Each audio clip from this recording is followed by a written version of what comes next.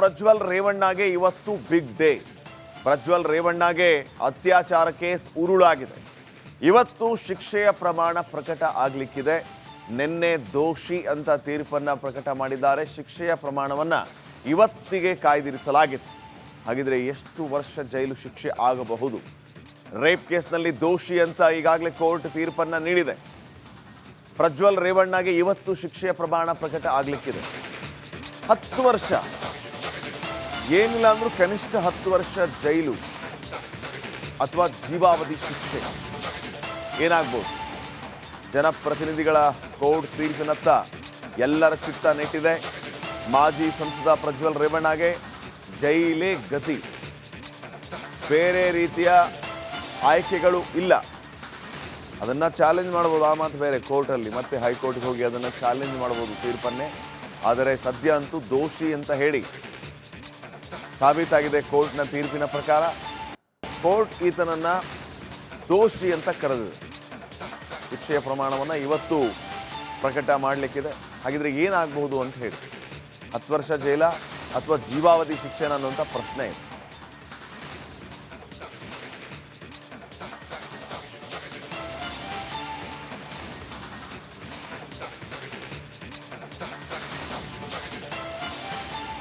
ಮಾಜಿ ಸಂಸದ ಪ್ರಜ್ವಲ್ ರೇವಣ್ಣಗೆ ಇವತ್ತು ಬಿಗ್ ಡೇ. ಪ್ರಜ್ವಲ್ ರೇವಣ್ಣಗೆ ಅತ್ಯಾಚಾರ ಕೇಸ್ ಉರುಳಾಗಿದೆ. ಇವತ್ತು ಶಿಕ್ಷೆಯ ಪ್ರಮಾಣ ಪ್ರಕಟ ಆಗಲಿಕ್ಕಿದೆ. ನಿನ್ನೆ ದೋಷಿ ಅಂತ ತೀರ್ಪನ್ನು ಪ್ರಕಟ ಮಾಡಿದ್ದಾರೆ. ಶಿಕ್ಷೆಯ ಪ್ರಮಾಣವನ್ನ ಇವತ್ತಿಗೆ ಕಾಯ್ದಿರಿಸಲಾಗಿತ್ತು. ಹಾಗಿದ್ರೆ ಎಷ್ಟು ವರ್ಷ ಜೈಲು ಶಿಕ್ಷೆ ಆಗಬಹುದು? ರೇಪ್ ಕೇಸ್ನಲ್ಲಿ ದೋಷಿ ಅಂತ ಈಗಾಗಲೇ ಕೋರ್ಟ್ ತೀರ್ಪನ್ನು ನೀಡಿದೆ. ಪ್ರಜ್ವಲ್ ರೇವಣ್ಣಗೆ ಇವತ್ತು ಶಿಕ್ಷೆಯ ಪ್ರಮಾಣ ಪ್ರಕಟ ಆಗಲಿಕ್ಕಿದೆ. 10 ವರ್ಷ, ಏನಿಲ್ಲ ಅಂದ್ರೂ ಕನಿಷ್ಠ 10 ವರ್ಷ ಜೈಲು ಅಥವಾ ಜೀವಾವಧಿ ಶಿಕ್ಷೆ ಏನಾಗ್ಬೋದು?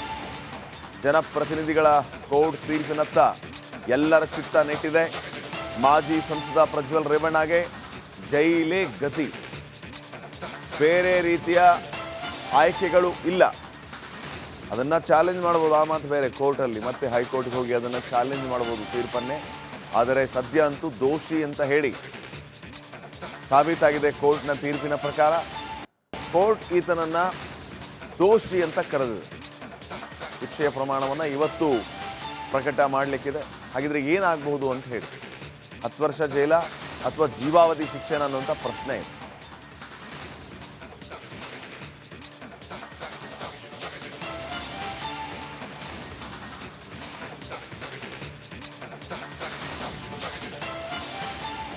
ಮಾಜಿ ಸಂಸದ ಪ್ರಜ್ವಲ್ ರೇವಣ್ಣಗೆ ಇವತ್ತು ಬಿಗ್ ಡೇ.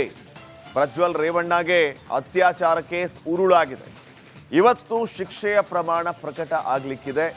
ನಿನ್ನೆ ದೋಷಿ ಅಂತ ತೀರ್ಪನ್ನು ಪ್ರಕಟ ಮಾಡಿದ್ದಾರೆ. ಶಿಕ್ಷೆಯ ಪ್ರಮಾಣವನ್ನು ಇವತ್ತಿಗೆ ಕಾಯ್ದಿರಿಸಲಾಗಿತ್ತು. ಹಾಗಿದ್ರೆ ಎಷ್ಟು ವರ್ಷ ಜೈಲು ಶಿಕ್ಷೆ ಆಗಬಹುದು? ರೇಪ್ ಕೇಸ್ನಲ್ಲಿ ದೋಷಿ ಅಂತ ಈಗಾಗಲೇ ಕೋರ್ಟ್ ತೀರ್ಪನ್ನು ನೀಡಿದೆ. ಪ್ರಜ್ವಲ್ ರೇವಣ್ಣಗೆ ಇವತ್ತು ಶಿಕ್ಷೆಯ ಪ್ರಮಾಣ ಪ್ರಕಟ ಆಗಲಿಕ್ಕಿದೆ. 10 ವರ್ಷ, ಏನಿಲ್ಲ ಅಂದ್ರೂ ಕನಿಷ್ಠ 10 ವರ್ಷ ಜೈಲು ಅಥವಾ ಜೀವಾವಧಿ ಶಿಕ್ಷೆ ಏನಾಗ್ಬೋದು? ಜನಪ್ರತಿನಿಧಿಗಳ ಕೋರ್ಟ್ ತೀರ್ಪಿನತ್ತ ಎಲ್ಲರ ಚಿತ್ತ ನೆಟ್ಟಿದೆ. ಮಾಜಿ ಸಂಸದ ಪ್ರಜ್ವಲ್ ರೇವಣ್ಣಗೆ ಜೈಲೇ ಗತಿ, ಬೇರೆ ರೀತಿಯ ಆಯ್ಕೆಗಳು ಇಲ್ಲ. ಅದನ್ನು ಚಾಲೆಂಜ್ ಮಾಡ್ಬೋದು, ಆ ಮಾತು ಬೇರೆ. ಕೋರ್ಟಲ್ಲಿ ಮತ್ತೆ ಹೈಕೋರ್ಟ್ಗೆ ಹೋಗಿ ಅದನ್ನು ಚಾಲೆಂಜ್ ಮಾಡ್ಬೋದು ತೀರ್ಪನ್ನೇ.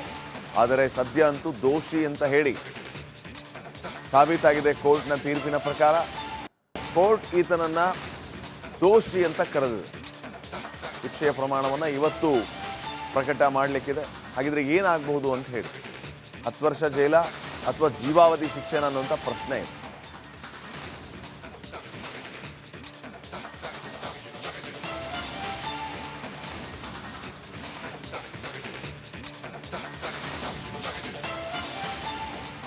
ಮಾಜಿ ಸಂಸದ ಪ್ರಜ್ವಲ್ ರೇವಣ್ಣಗೆ ಇವತ್ತು ಬಿಗ್ ಡೇ. ಪ್ರಜ್ವಲ್ ರೇವಣ್ಣಗೆ ಅತ್ಯಾಚಾರ ಕೇಸ್ ಉರುಳಾಗಿದೆ. ಇವತ್ತು ಶಿಕ್ಷೆಯ ಪ್ರಮಾಣ ಪ್ರಕಟ ಆಗಲಿಕ್ಕಿದೆ. ನಿನ್ನೆ ದೋಷಿ ಅಂತ ತೀರ್ಪನ್ನು ಪ್ರಕಟ ಮಾಡಿದ್ದಾರೆ. ಶಿಕ್ಷೆಯ ಪ್ರಮಾಣವನ್ನು ಇವತ್ತಿಗೆ ಕಾಯ್ದಿರಿಸಲಾಗಿತ್ತು. ಹಾಗಿದ್ರೆ ಎಷ್ಟು ವರ್ಷ ಜೈಲು ಶಿಕ್ಷೆ ಆಗಬಹುದು? ರೇಪ್ ಕೇಸ್ನಲ್ಲಿ ದೋಷಿ ಅಂತ ಈಗಾಗಲೇ ಕೋರ್ಟ್ ತೀರ್ಪನ್ನು ನೀಡಿದೆ.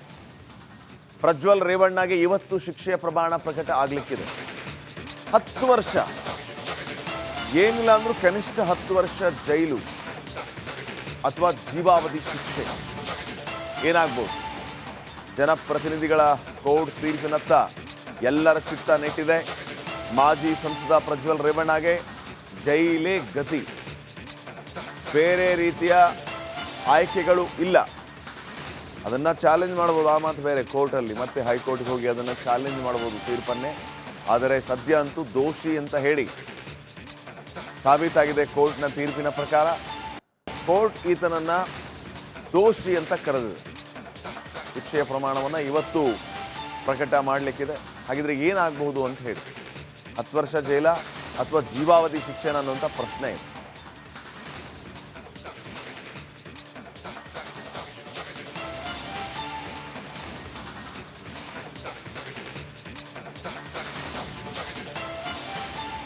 ಮಾಜಿ ಸಂಸದ ಪ್ರಜ್ವಲ್ ರೇವಣ್ಣಗೆ ಇವತ್ತು ಬಿಗ್ ಡೇ. ಪ್ರಜ್ವಲ್ ರೇವಣ್ಣಗೆ ಅತ್ಯಾಚಾರ ಕೇಸ್ ಉರುಳಾಗಿದೆ. ಇವತ್ತು ಶಿಕ್ಷೆಯ ಪ್ರಮಾಣ ಪ್ರಕಟ ಆಗಲಿಕ್ಕಿದೆ. ನಿನ್ನೆ ದೋಷಿ ಅಂತ ತೀರ್ಪನ್ನ ಪ್ರಕಟ ಮಾಡಿದ್ದಾರೆ. ಶಿಕ್ಷೆಯ ಪ್ರಮಾಣವನ್ನ ಇವತ್ತಿಗೆ ಕಾಯ್ದಿರಿಸಲಾಗಿದೆ. ಹಾಗಿದ್ರೆ ಎಷ್ಟು ವರ್ಷ ಜೈಲು ಶಿಕ್ಷೆ ಆಗಬಹುದು? ರೇಪ್ ಕೇಸ್ನಲ್ಲಿ ದೋಷಿ ಅಂತ ಈಗಾಗಲೇ ಕೋರ್ಟ್ ತೀರ್ಪನ್ನ ನೀಡಿದೆ. ಪ್ರಜ್ವಲ್ ರೇವಣ್ಣಗೆ ಇವತ್ತು ಶಿಕ್ಷೆಯ ಪ್ರಮಾಣ ಪ್ರಕಟ ಆಗಲಿಕ್ಕಿದೆ. 10 ವರ್ಷ, ಏನಿಲ್ಲ ಅಂದ್ರೂ ಕನಿಷ್ಠ 10 ವರ್ಷ ಜೈಲು ಅಥವಾ ಜೀವಾವಧಿ ಶಿಕ್ಷೆ ಏನಾಗ್ಬೋದು. ಜನಪ್ರತಿನಿಧಿಗಳ ಕೋರ್ಟ್ ತೀರ್ಪಿನತ್ತ ಎಲ್ಲರ ಚಿತ್ತ ನೆಟ್ಟಿದೆ. ಮಾಜಿ ಸಂಸದ ಪ್ರಜ್ವಲ್ ರೇವಣ್ಣಗೆ ಜೈಲೇ ಗತಿ, ಬೇರೆ ರೀತಿಯ ಆಯ್ಕೆಗಳು ಇಲ್ಲ. ಅದನ್ನು ಚಾಲೆಂಜ್ ಮಾಡ್ಬೋದು, ಆ ಮಾತು ಬೇರೆ. ಕೋರ್ಟಲ್ಲಿ ಮತ್ತೆ ಹೈಕೋರ್ಟ್ಗೆ ಹೋಗಿ ಅದನ್ನು ಚಾಲೆಂಜ್ ಮಾಡ್ಬೋದು ತೀರ್ಪನ್ನೇ. ಆದರೆ ಸದ್ಯ ಅಂತೂ ದೋಷಿ ಅಂತ ಹೇಳಿ ಸಾಬೀತಾಗಿದೆ ಕೋರ್ಟ್ನ ತೀರ್ಪಿನ ಪ್ರಕಾರ. ಕೋರ್ಟ್ ಈತನನ್ನು ದೋಷಿ ಅಂತ ಕರೆದಿದೆ. ಶಿಕ್ಷೆಯ ಪ್ರಮಾಣವನ್ನು ಇವತ್ತು ಪ್ರಕಟ ಮಾಡಲಿಕ್ಕಿದೆ. ಹಾಗಿದ್ರೆ ಏನಾಗಬಹುದು ಅಂತ ಹೇಳಿ, 10 ವರ್ಷ ಜೈಲ ಅಥವಾ ಜೀವಾವಧಿ ಶಿಕ್ಷೆನ ಅನ್ನುವಂಥ ಪ್ರಶ್ನೆ ಇದೆ.